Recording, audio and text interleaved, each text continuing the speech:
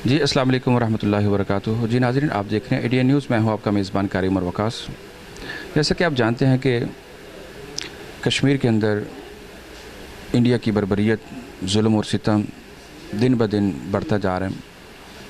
आज 65 डेज़ से ऊपर कर्फ्यू को लगे हुए तकरीबन जो है वो अरसा बीत चुका है। बावजूद इसके कि पाकिस्तान उसकी बड़ी वाज़े अल्फाज में सियासी, सफारती और इखलाकी हेल्प के लिए पूरी दुनिया के सामने आवाज़ उठा चुका है, लेकिन दुनिया है कि उसके ऊपर खड़ा होने के लिए, स्टैंड लेने के लिए तैयार नहीं है। इन्हीं हालात को जानने के लिए और दीगर सवालात को जो है वो आप तक पहुंचाने के लिए आज हम मौजूद हैं सियालकोट की मारूफ़ और पाकिस्तान तहरीक इंसाफ के मारूफ़ और सीनियर जो है वो शख्सियत, मेरी मुराद मोहतरम मियाँ आबिद जवेद, चेयरमैन अल अस्मत ट्रैवल, वो आज हमारे साथ मौजूद हैं। आइए उनसे जानते हैं कि वो इस मौका पर हमारे नाज़रीन से को क्या पैगाम देना चाहेंगे। बिस्मिल्लाहिर्रहमानिर्रहीम। रब्बिश इश्रह ली सदरी व यस्सिर ली अमरी वहलुल उक़दतम मिन लिसानी यफ़क़हू क़ौली। मेरे तमाम मुसलमान भाइयों, आलम इस्लाम, मेरी तरफ़ से आप सबको सलाम। आज जो कश्मीर की सूरत हाल है, 2 माह से ऊपर अरसा गुज़र गया है। वहाँ पर हमारी बहनों को, भाइयों को यरगमाल बनाया हुआ है, कर्फ्यू नाफज है और पूरे मकबूजा कश्मीर को जेल बना दिया हुआ है इस मोदी ने। भारत की गवर्नमेंट, उसकी फ़ौज और मोदी जो मुसलमानों पर इस वक्त जुल्म डाल रहे हैं, हमारा पूरा मुल्क, पूरी दुनिया के मुसलमान इसकी मज़म्मत कर रहे हैं। और अफसोस की बात यह है, क्या कोई गैर मुस्लिम, यहूदी, मजूसी, कोई गैर मुस्लिम, जहाँ तो 80 लाख मुसलमान हैं, अगर 80 गैर मुस्लिम लोग होते, उन पर जुल्म होता, तो पूरी दुनिया के काफिरों ने इसकी मज़म्मत करनी और चीखना था, चिल्लाना था, सुकून, चैन और आराम से बैठना नहीं था। मैं पूरी दुनिया के इंसानों से ये अपील करूँगा कि जो कश्मीर में जुल्म हो रहा है, ये निकलें, प्रैक्टिकल निकलें। अब ये मज़म्मत से आके निकल गया है।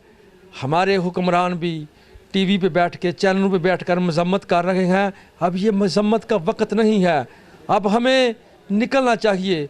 313 थे तो अल्लाह की मदद थी, आज 2 अरब के करीब हैं तो अल्लाह की मदद क्यों नहीं आ रही? क्योंकि हमारे जज्बे पुस्त हो गए हैं।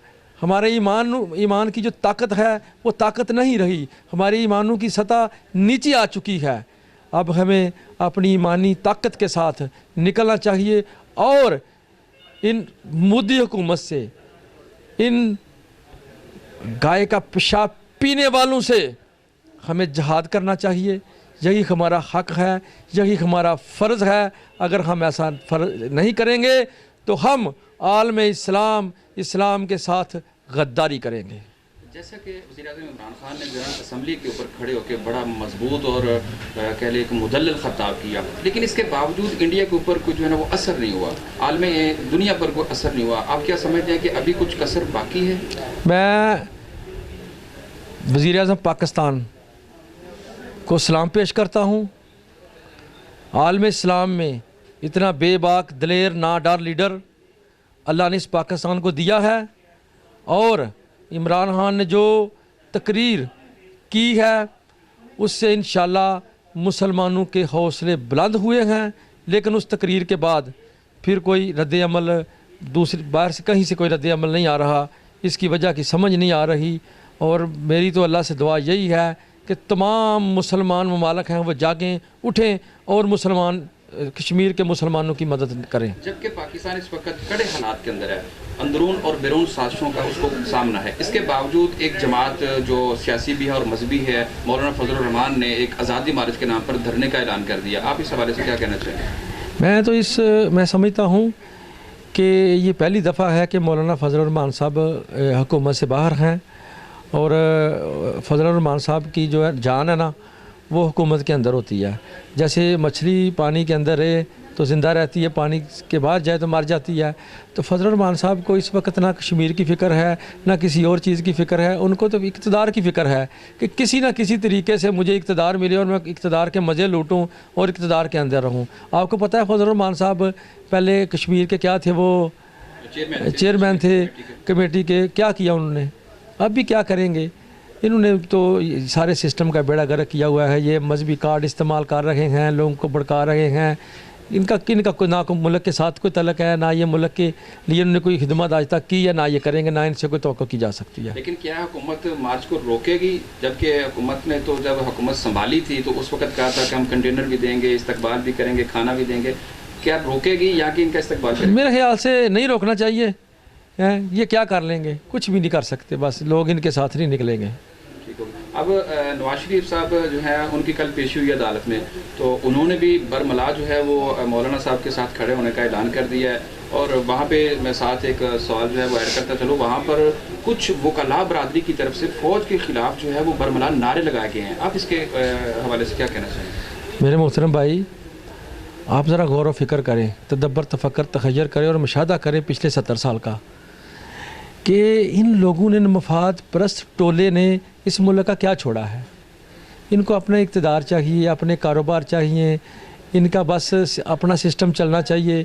इस सिस्टम के लिए ये मार्केट में पैसा भी फेंकेंगे, मार्केट में वकला को भी ख़रीदेंगे, मार्केट में और लोगों को भी ख़रीदेंगे कि किसी ना किसी तरीके से हमारा फिर इक़्तिदार आए। तो इंशाअल्लाह मैं उम्मीद करता हूँ कि अब हमारी आवाम बाशऊर हो गई है। हमारा कोई वज़ीर आज़म, वज़ीर आला, कोई मिनिस्टर, कोई MNA, कोई MPA अब इंशाअल्लाह को गलत काम अगर करेगा तो ये वाम इंशाअल्लाह अब उनके गिरेबानों तक पहुँचेंगे। अब आवाम को शऊर आ गया है। अब ये नवाज़ शरीफ, शहबाज शरीफ, फजल रहमान, इन लोगों का ज़रदारी जो जितने भी हैं, इन लटेरों का सूरज गुरूब हो चुका है।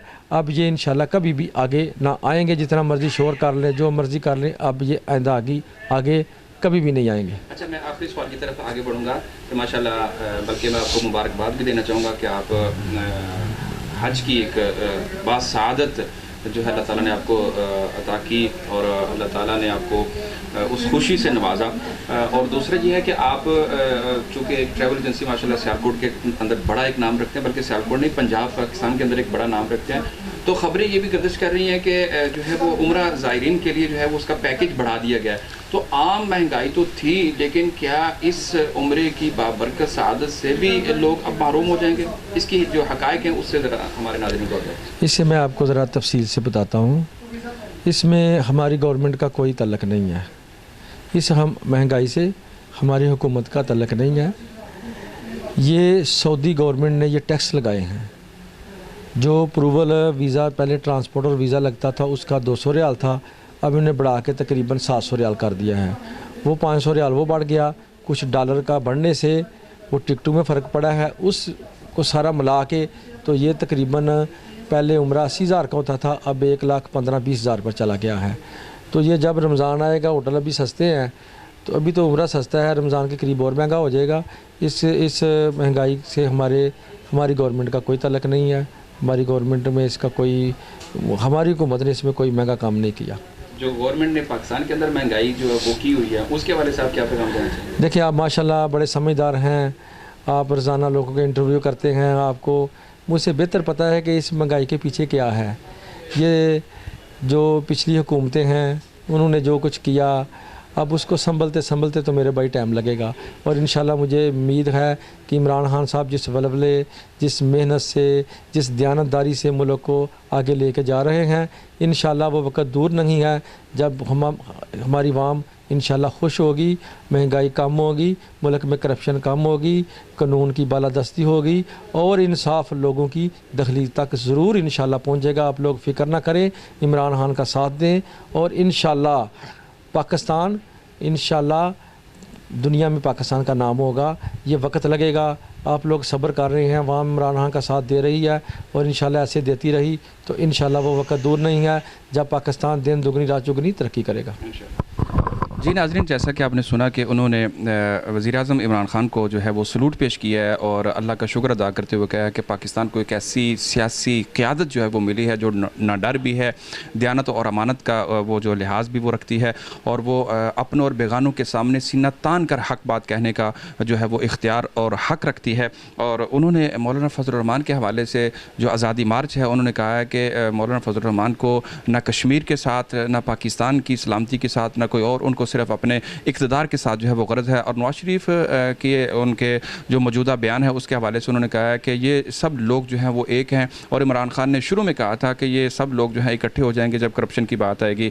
तो उस करप्शन को छुपाने के लिए और अपने आप को महफूज करने के लिए, अपनी जो मनी लॉन्ड्रिंग है उसको जो है वो छुपाने के लिए ये सारे लोग एक पे इकट्ठे हो रहे हैं। और आखिर पे उन्होंने अवामुन्नास के नाम पैगाम देते हुए ये बात कही है कि वो हुकूमत को सपोर्ट करें और थोड़ा सा सब्र कर लें, थोड़ा सा इंतज़ार कर लें तो अल्लाह के घर देर है अंधेर नहीं है। हम उम्मीद करते हैं कि पाकिस्तान की हुकूमत जिस सिमत चल रही है चंद दिनों तक जो है वो हालात दुरुस्त हो जाएंगे। और जो उम्रे के हवाले से लोग एक प्रोपेगेंडा जो है वो हो रहा था कि हुकूमत ने इसको भी महंगा कर दिया, उन्होंने चूँकि उनके इसके अंदर उनका एक अच्छा खासा एक्सपीरियंस और वो इसके साथ रिलेटेड हैं तो उन्होंने ये उसकी वजाहत करते हुए कहा है कि ये पाकिस्तान गवर्नमेंट का नहीं बल्कि सऊदी गवर्नमेंट का है। अगर यहाँ पे टैक्स लगते हैं तो दूसरे ममालिक भी जो है वो भी टैक्स के ऊपर चलते हैं और उन्होंने टैक्स लगाया है, उस टैक्स की बुनियाद पर इसके अंदर थोड़ी सी जो है वो बढ़ोतरी हुई है। लेकिन जो ईमान वाले लोग हैं वो पैसे की फ़िक्र नहीं करेंगे, वो इस सआदत को हासिल करने के लिए चाहे इससे भी ज़्यादा उनको लगाना पड़े तो वो उसके साथ जाने के लिए तैयार होंगे। इंशाल्लाह फिर नए प्रोग्राम के साथ आपसे मुलाकात होगी। उस वक्त तक के लिए अपने मेज़बान कारी उमर वकास और अपने मौजूद मेहमान मियां अब्बा जवेद को इजाज़त दीजिए। हमारे कैमरामैन सीनियर उस्मान के साथ अल्लाह हाफिज़।